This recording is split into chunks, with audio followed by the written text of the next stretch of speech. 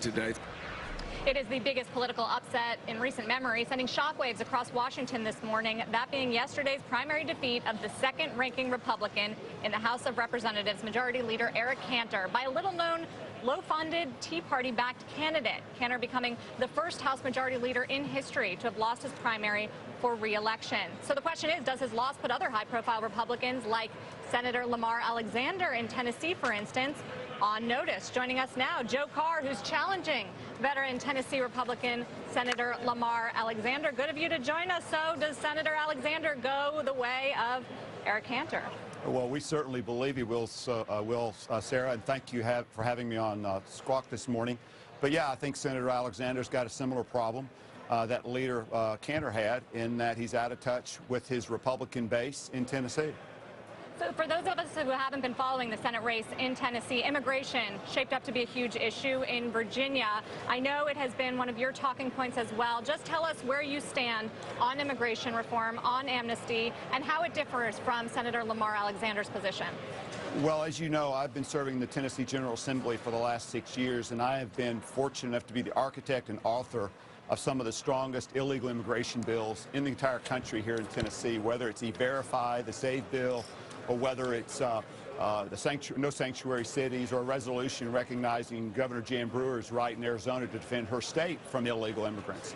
The problem Lamar Alexander has, and so many of the establishment Republicans have, is they are taking themselves away or detracting from what the Republican National Committee platform in 2012 specifically says, and when it says no amnesty at all for illegal immigrants. And so it's Lamar Alexander who's running away from the Republican platform, and it's conservatives in the Tea Party that's trying to embrace that Republican National Committee platform, saying we need to be a country of laws where lawful citizens are welcome, but those who gain unlawful entry cannot come. They need to go stand in line and like everybody else. If I look at the press releases, Mr. Carr, that you've put out recently, you would advocate far more friction in Capitol Hill than there is even at the moment. I think you didn't even want the Secretary of Health and Human Services to have been accepted, for that vote to have gone through, simply because Obamacare exists. I mean, you would really pursue gridlock to the nth degree, it appears.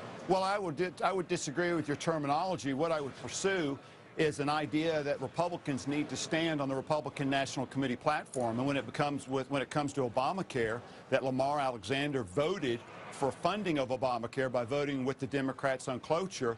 What Lamar Alexander did is he sided with the Democrats and against the Republican National Committee platform, when the platform specifically stated that Obamacare was an attack on the Constitution.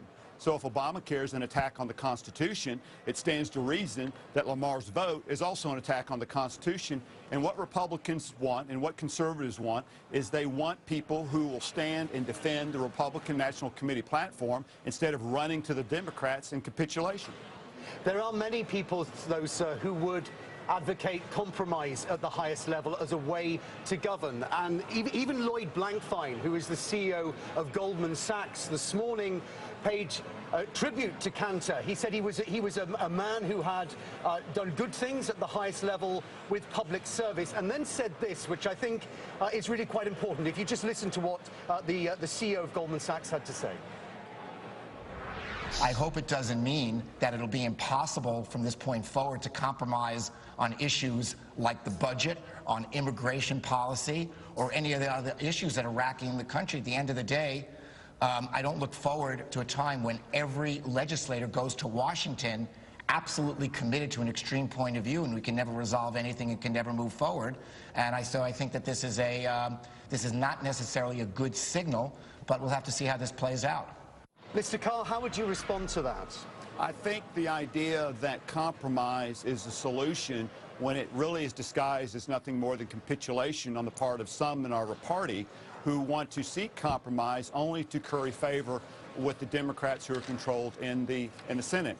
The problem is too many of our elected officials in Washington, D.C. don't understand why they're there and the reason for which they got elected. And they got elected because of a platform that we established in 2012 that we authorized them to carry forward.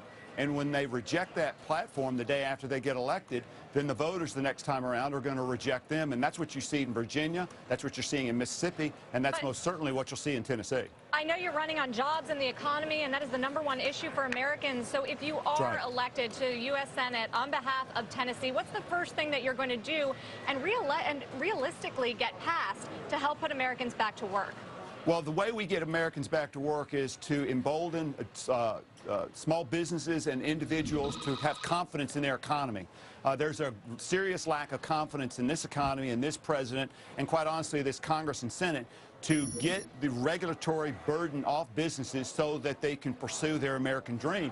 And most people don't believe that dream is available to them anymore because the federal government is so far-reaching into their personal and professional lives that they don't believe it's worth the risk.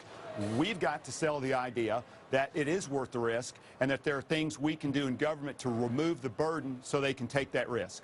All right, we'll see. Thanks for joining us on The Race. That is Joe Carr from Nashville, and he is trying to defeat Senator Alexander, U.S. Senate seat in Tennessee. Thank you very much.